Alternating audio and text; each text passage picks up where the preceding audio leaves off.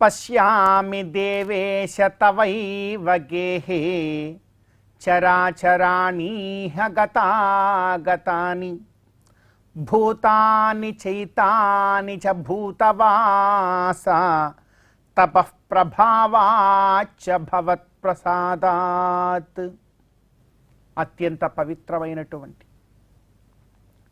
ఈ జ్యేష్ఠ మాసంలో శుభోదయ వేళలో దేవదేవుడైనటువంటి శ్రీమన్నారాయణుణ్ణి, కలియుగ ప్రత్యక్ష దైవమైనటువంటి శ్రీ వెంకటేశ్వర స్వామి వారిని పరిపరి విధాలుగా శరణాగతి చేస్తూ ఉత్తమమైన ఈ జ్యేష్ఠమాస శుభోదయ సమయాన్ని మనం చరితార్థం చేసుకుంటూ ఉన్నాం. ఈ జ్యేష్ఠమాసంలో మనందరి యొక్క ప్రధానమైనటువంటి కర్తవ్యం గోవిందుడి యొక్క ఆరాధన. గోవిందుణ్ణి ఎంతగా భక్తి ప్రపత్తులతో మనం శరణాగతి చేస్తూ ఉంటాము.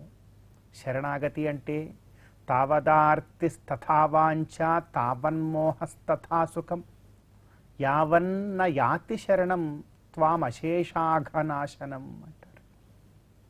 భగవంతుణ్ణి పొందేంత వరకు కూడా భగవంతుణ్ణి పొందడమే మాకు ప్రధాన లక్ష్యము తప్ప మరొకటి ఏది కూడా కాదు అని ఒక నిశ్చలమైనటువంటి స్థితితో ఉండగలగటం.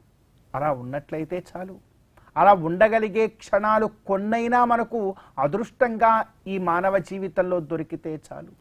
అంతకన్నా గొప్ప భాగ్యం మరేది కూడా లేదు. అందుకే అంటున్నాం, పశ్యామి దేవేశ తవైవ గేహే. ఓ దేవేశ, ఎంత ఆశ్చర్యమయ్యా! నీ శరీరంలోనే సకల చరాచర సృష్టినంతా కూడా మేము చూడగలుగుతూ ఉన్నాం.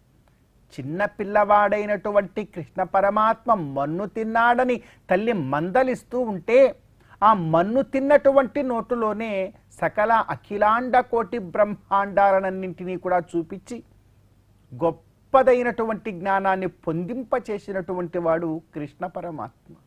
మరి ఆ కృష్ణ పరమాత్మే కదా కటివరద హస్తాలతో నేడు తిరుమలగిరులలో అర్చావతార రూపంలో వేంచేసి ఉన్నాడు.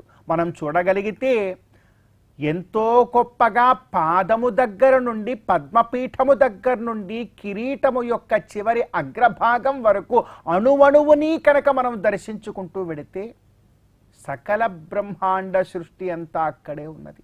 అక్కడ లేనిది ఇంకెక్కడా కూడా లేదు. నీవెక్కడ చూసిందైనా అక్కడ ఉన్నది, అంతే. అందుకే అంటున్నాం, పశ్యామి దేవేశ తవైవ గేహే చరాచరాణి గతాగతాని. ఏమేమి చూస్తున్నాము అనంటే సకల చర అచర సృష్టినంతా కూడా చూస్తున్నాం. అంటే చైతన్యము కలిగినటువంటి వాటిని, చైతన్యము లేనటువంటి వాటిని, జడ పదార్థములను అజడ పదార్థములను అన్నింటినీ కూడా కేవలము భగవంతుడి యొక్క దివ్యమంగళ విగ్రహంలోనే మనం దర్శించవచ్చు. చరాచరాణీహ, అంతేకాదు గతాగతాని, గతంలో గడిచిపోయినవి చూడవచ్చు, ఇప్పుడు ఉన్నవి చూడవచ్చు, రాబోవు కాలంలో జరగబోయేవి కూడా చూడవచ్చు. అందుకే చరాచరాణి గతాగతాని భూతాని చైతాని చ భూతవాస.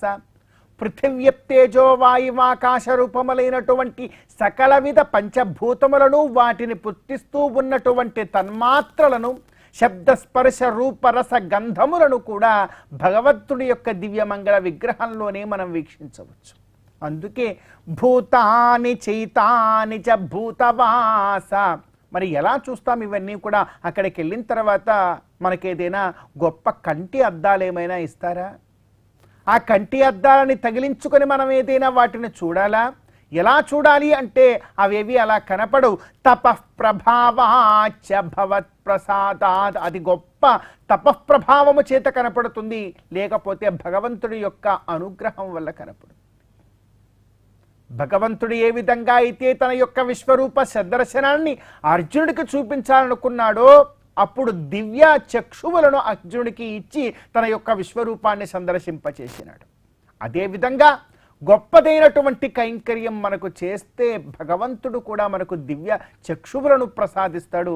ఆ చక్షువులతో భగవత్ కైంకర్యములోనే, భగవంతుడి యొక్క దివ్యమంగళ విగ్రహములోనే జరిగేవి, జరగబోయేవి, జరుగుతున్నవి సకల చరాచర సృష్టినంతా కూడా మనం అక్కడే చూసి ఇందులో అంతా మాయే అనేటువంటి జ్ఞానాన్ని తెలుసుకొని ముక్తిని పొందే అవకాశాన్ని భగవంతుడు అర్చావతార రూపంలో ఇస్తాడు అని ఆగమశాస్త్రం కూడా చెబుతోంది. అందుకే సగుణే బ్రహ్మణి బుద్ధిన్నివేశ్య పశ్చా నిర్గుణమాశ్రిత్య నిత్యం మోక్షే యత్నం కుర్యాత్ అంటారు విఖనో మునీంద్రుల వారు. మరి మనం కూడా ఆ విఖనసోక్త విగ్రహారాధన మార్గంలో ముందుకు వెడుతూ ఈ జ్యేష్ఠమాస శుభోదయ సమయాన్ని, మన జీవితాన్ని చరితార్థం చేసుకునేటువంటి ప్రయత్నాన్ని మనందరం కూడా చేద్దాం.